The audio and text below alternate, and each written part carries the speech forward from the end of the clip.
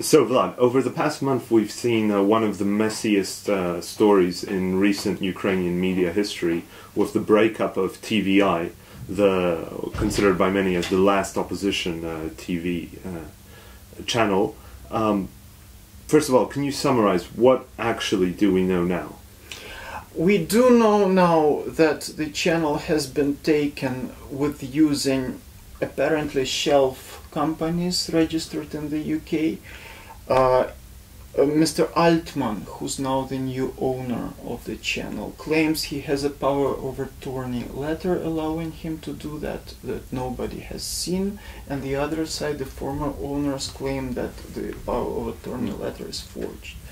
Moreover, people who are listed on the registration documents on the UK companies claim that their signatures are forged, that the passport data is stolen, and that they did not set up these companies. So whoever was orchestrating this whole takeover with change of ownership didn't do a very good due diligence as to what companies they're using, because there seems to be a lot of mess which they now try to fix as soon as possible to make it look like more or less legitimate deal.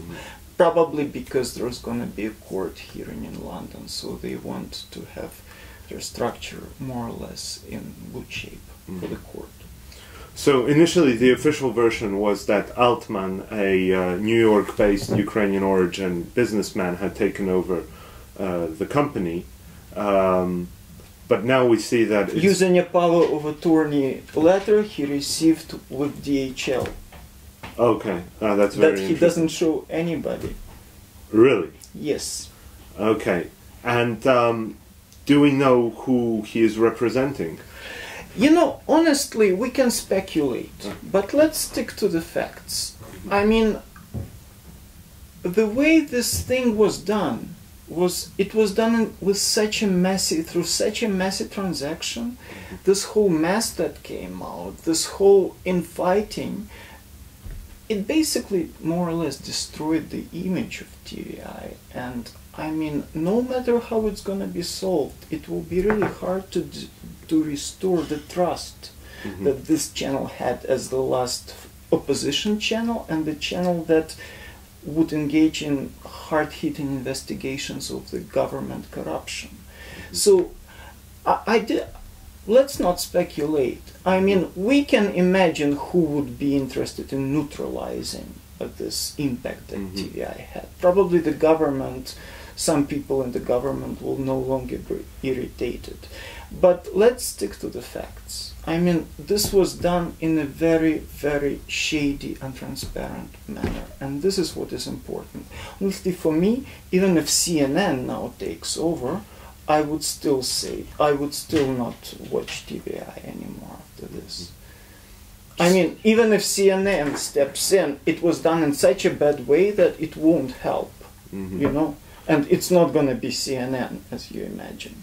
Of course. So now, just to wrap up, the channel is not working. It's over. The journalists have split up into essentially two groups.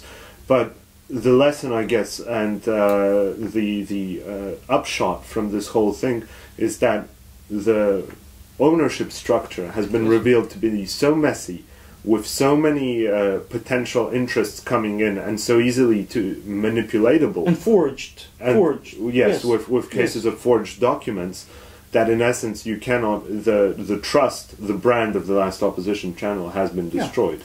This is the lesson that media owner community should learn. Keep your ownership structure as simple as possible. Don't use those offshore companies, because when you're a channel who claims to strive for transparency, be transparent yourself. You cannot have this investigative TVI channel and have it owned by a British Virgin Island registered company whose director is Cyprus native, who set up companies using her maiden name and her given last name. This is just bad. But the good thing about it is that there are some negotiations about creating an online television using the people who quit the channel. So this story might have a positive angle. So the channel is down, but the journalists may live on. Yes, I guess so.